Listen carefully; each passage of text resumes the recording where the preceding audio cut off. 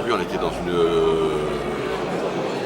réunion formelle, puisque c'est l'Assemblée générale de l'Association des maires. Donc on en a profité pour intervenir sur deux thèmes. Le premier thème étant les finances des communes, et le deuxième thème, le PLU, mais pas dans le cadre précis du PLU de constructibilité ou de droit à construire des terrains, mais dans l'esprit de développement d'un PLU ou de développement politique d'un territoire.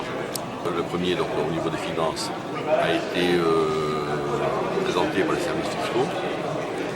C'était surtout pour montrer qu'il y avait, à la procédure, qu'il y avait une érosion de la dotation globale de fonctionnement, que cette érosion elle était quand même compensée en partie par certains crédits d'État, même si une péréquation existe au niveau entre les communes à peu près riches, je dirais, les communes plus pauvres, il y a quand même une baisse des dotations des communes qui effectivement vont obligatoirement impacter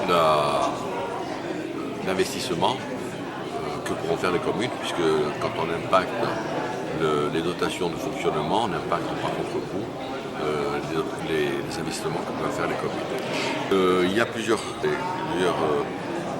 cas qui se présentent.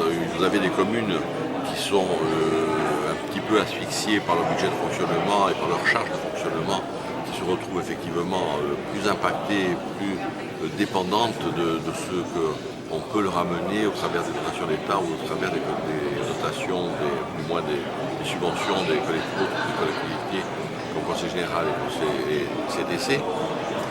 Donc ces communes-là ont des difficultés, du coup elles ne peuvent pas trop investir.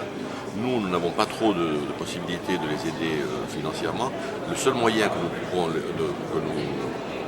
mettons en place pour les aider, et ce que nous leur conseillons de faire, c'est de travailler sur les bases de leur commune, les bases fiscales, non pas en augmentant l'impôt, mais en élargissant l'assiette de leur foncier bâti, par exemple, qui va leur permettre de dégager de nouvelles sources sans pour autant impacter le contribuable qui, lui, ne ressentira pas la hausse de ses impôts.